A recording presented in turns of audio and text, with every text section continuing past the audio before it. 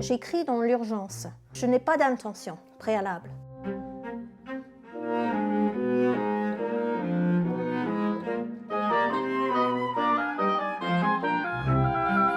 C'est à la fois un désir de langue, de la langue française que j'adore, et c'est aussi un désir de vie. Quand on s'affranchit de sa langue maternelle, finalement on a une très grande liberté. On devient un peu soi-même aussi, il n'y a pas ce poids familial, et il y a beaucoup plus la possibilité de s'inventer. Mes parents parlaient un peu français aussi, mais vraiment c'était une sorte d'admiration pour un pays, c'était un choix comme ça. J'avais des professeurs que j'adorais, enfin c'était une plongée totale à la fois dans la littérature, dans la musique, dans le théâtre, dans la peinture, et ça commençait dès l'âge de 15 ans. Quand on y plonge très jeune, on va faire des erreurs, mais c'est à partir des erreurs qu'on apprend. Ça veut dire que c'est un travail très, je dirais, secret et solitaire. Mais c'est petit à petit, un peu comme ça qu'on a des liens avec la langue. Ce n'est pas par sa maîtrise, mais justement par ses erreurs peut-être, ou par des contournements de langage, des inventions justement. En étant bilingue, si on a la possibilité de comparer deux langues comme ça, parfois on a même des facilités. Par exemple, par rapport à l'ancien français, je comprenais beaucoup mieux. À cette époque-là, c'était le début des années 80, et je lisais beaucoup de littérature autour du nouveau roman. Et c'est assez ardu quand même. Enfin, je me souviens de Pinget, par exemple, ou évidemment de Duras, ou Butor, La modification, mais il ne se passe rien. Rien du tout, et c'est ça que j'adorais. C'est comme si parfois le suspense, c'est trop facile pour happer le lecteur, pour qu'il poursuive un peu sa lecture comme ça, tandis que ce nouveau roman, avec cet état assez figé de la langue où rien ne se passe, c'était merveilleux parce que c'est une façon complètement de vivre le présent. Alors, oui, bien sûr, après, on peut parler d'émotions, d'amour et de choses comme ça, mais je pense qu'au départ, au-delà de ça, d'une façon structurelle, il y a cette approche, cette façon de voir le monde aussi, qui colle étroitement au présent. Descriptif, oui, je veux bien. Synthétique, j'aime faire la synthèse. Analytique, pourquoi pas. Psychanalytique, non. Je n'aime pas vraiment tout ce qui est psychologique.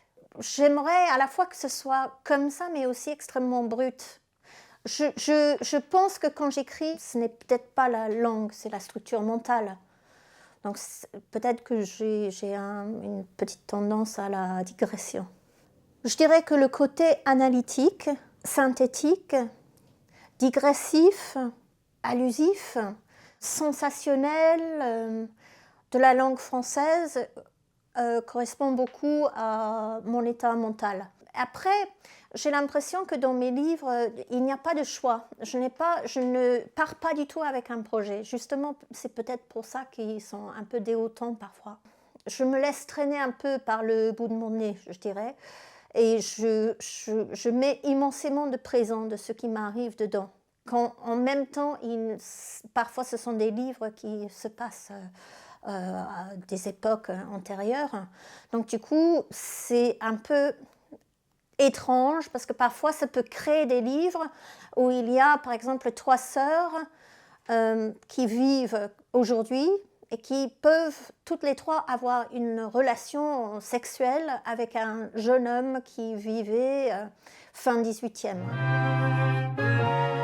Après, si ça crée quelque chose de complexe et de polyphonique et des choses comme ça, mais c'est en dépit de ma volonté, c'est comme ça. Et Debout, c'est pareil, c'est un livre, j'avais aucun choix d'écrire, c'était une question de survie.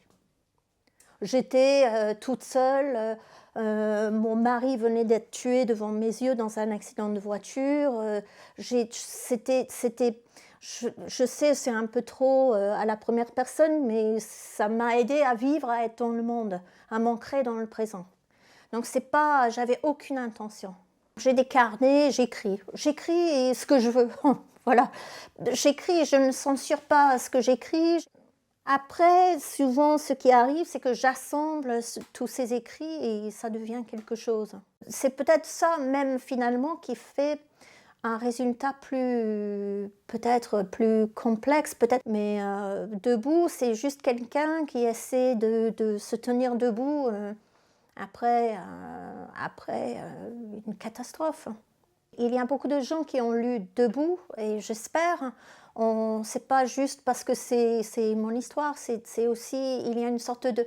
Ce que j'essaie de faire, enfin j'espère, c'est de donner comme une force, une sorte de force. Je pense que dans mes tableaux, il y a cette force aussi. Une force un peu tellurique, une force de la présence maritime, une force des éléments qui correspond à une force vitale finalement et un élan de vie.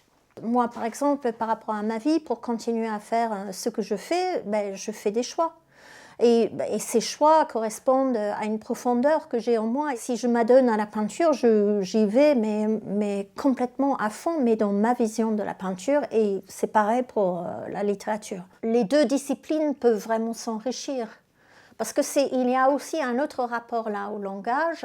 Il n'y a pas de langage dans la peinture. C'est un autre état mental. Et moi, je trouve ça important.